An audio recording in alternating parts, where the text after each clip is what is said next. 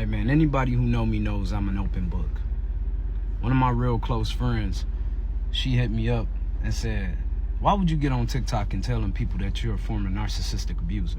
I said, because I am. She said, well, I never known you to be that person. I said, of course you wouldn't, because you weren't in a relationship with me. You know, one of the main things that I learned my third time going to the penitentiary is that I needed therapy.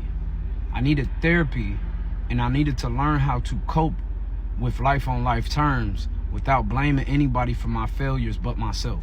See, it was easy for me to claim all of my successes, but it was very, very difficult for me to accept my own failures. It was difficult for me to accept the fact that I had poor spending habits, I had poor communication skills, that my coping mechanisms for life were rooted in abuse and talking down and treating people like they wasn't shit and thinking because I had reached a certain financial status in life that I was better than motherfuckers.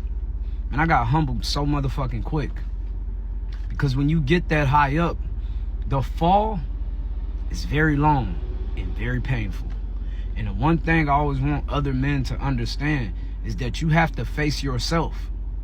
Do a personal moral inventory every day and continue to do that personal moral inventory. Check off all the boxes of your character defects and realize what you need to change about yourself. See, when people meet me today, they think I'm this brilliant person. But see, I'm an open book. I tell people, I'm still fucked up, and I was way more fucked up back then than I am today, and you should be glad you didn't meet me back then, because you wouldn't like me. You would not have fucked with me, period, point blank. And the only reason I can honestly say that without shame is because I've accepted who I am. Therapy works. Therapy helps, man. Black men need therapy, bro. A lot of us are suffering from post-traumatic slave syndrome. A lot of us have the clinical diagnosis of PTSD and we not even addressing the shit. A lot of us have traumas in our lives that were never addressed. And I'm telling you, as a 37-year-old black American male, that when you do not address those traumas, the number one thing that you're gonna do is hurt the closest people around you. Hurt people hurt people. We repeat what we do not repair. It's better for you to repair yourself and mend bridges and make amends to those people who you've harmed, as opposed to running around like you ain't do shit and everybody else is to blame.